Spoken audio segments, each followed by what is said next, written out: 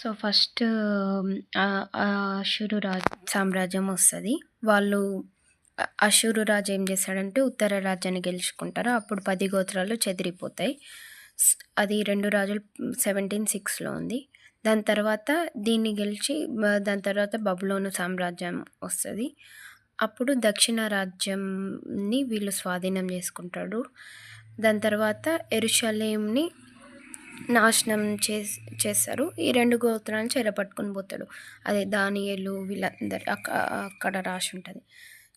పట్టుకొని పోతుంది. ఇది 2 రాజులు 25, 1-9 ఉంటుంది. ఇక్కడ సొలొమోను కట్టించిన ఫస్ట్ దేవాలయం అనేది ధ్వంసం అయిపోతుంది, మొత్తం పడిపోతుంది అనమాట. దాని తర్వాత మాదీయ పారసీక సామ్రాజ్యం వస్తుంది. ఈ బబులోన్ని గెలిచి ఈ మాదీయ పారసీక వాళ్ళు వస్తారు. ఈ రాజు ఏం చేస్తాడంటే యూదులని తిరిగి పంపించి సరే మీ దేవాలయాన్ని మీరు కట్టుకోండి అని పంపిస్తారు. అది ఎజ్రా నెహెమ్యాలో ఉంటుంది. 2 దినవృత్తాంతం 6:22-23లో కూడా ఉంటుంది. సో రెండో దేవాలయం కడతారు వీళ్ళు. ఇక్కడ ఫస్ట్ దేవాలయం బబులోను కూల్చేసిండు కదా. సో రెండో దేవాలయం జెరుబ్బాబెలు ఆయన కడతాడు. సో ఫస్ట్ దేవాలయం సొలొమోను మందిరం అంటారు కదా. రెండో దేవాలయాన్ని జెరుబ్బాబెలు మందిరం అంటారు. లేకపోతే హేరోదు రాజు కూడా దాన్ని కొంచెం ఎక్స్టెండ్ చేసిండు అనమాట. సో హేరోదు మందిరం కూడా అంటారు రెండో దేవాలయాన్ని, జెరుబ్బాబెలు లేకపోతే హేరోదు మందిరం. సో జెరుబ్బాబెలు ఏం చేసిండంటే మందిరం నిర్మాణం చేసిండు. దాని తర్వాత ఎజ్రా ధర్మశాస్త్రాన్ని బోధించిండు. నెహెమ్యా ఏం చేసిండంటే యెరూషలేము గోడల్ని నిర్మించిండు. సో అట్లా మళ్ళీ తిరిగి వచ్చినారు ఎవరు? దక్షిణ రాజ్యం. ఉత్తర రాజ్యం ఈ 10 గోత్రాలు ఎక్కడ చెదిరిపోయినాయో తెలియదు. కానీ దక్షిణ రాజ్యంలో ఈ 2 గోత్రాలు మళ్ళీ కొంచెం మంది తిరిగి వచ్చి మళ్ళీ వాళ్ళది వాళ్ళు కట్టుకున్నారనమాట. ఇది ఇక్కడి వరకు ఈ పాత నిబంధన ఎవరెవరు వెళ్ళినారో వేరే రాజులు. కొత్త నిబంధనకు వచ్చేసరికి రోమా రాజ్యం ఉంటుంది. కానీ మధ్యలో ఏం జరుగుతుంది? గ్రీకు సామ్రాజ్యం వస్తుంది. ఈ పారసీకని వీళ్ళని ఓడించిన తర్వాత పరిపాలించింది అనమాట ఈ గ్రీకు ప్రభావం కూడా కొత్త నిబంధనలు ఉంటుంది. కొత్త నిబంధన గ్రీకులో ఎందుకు రాసిరో దీంట్లో.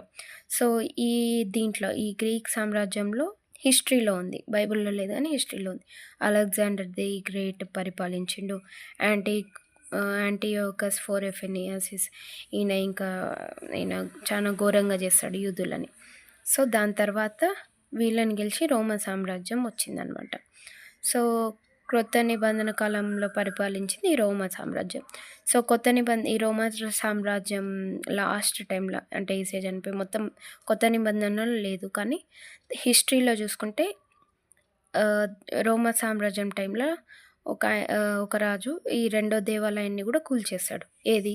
జెరుబ్బాబెలు కట్టించిన. సో ఇప్పుడు దేవాలయం లేదనమాట యెరూషలేంలో. సో ప్రవచన ప్రకారము 3వ దేవాలయం కడతారు అని ప్రవచనాలు ఉన్నాయి. కొత్త నిబంధనలో పాత నిబంధనలో ఇన్ని ప్రవచనాలు ఉన్నాయి. దాని తర్వాత ఈ చెదిరిపోయిన ఇజ్రాయెల్ ఈ 10 గోత్రాలు ఉన్నారు కదా, ఈ చెదిరిపోయిన ఈ 10 గోత్రాలు మళ్ళీ తిరిగి వస్తారని ఇన్ని ప్రవచనాలు ఉన్నాయి. ప్లస్ నేను ఇందాక చెప్పిన కదా, దేవుడు అబ్రహాముకి ఐగుప్తు నది మొదలుకొని గొప్ప నది యూఫ్రటీస్ వరకు ల్యాండ్ ప్రామిస్ చేసిండు. కానీ ఎవ్వరు మొత్తం స్వాధీనం చేసుకోలేదు. సో అది మొత్తం ఇచ్చే ప్రవచనాలు ఉన్నాయి, అంటే యేసయ్య ఏలే టైంలో. సో రెండో రాకడ తర్వాత ఇది మొత్తం ఉంటుందని ఈ ప్రవచనాల్లో ఉన్నాయి.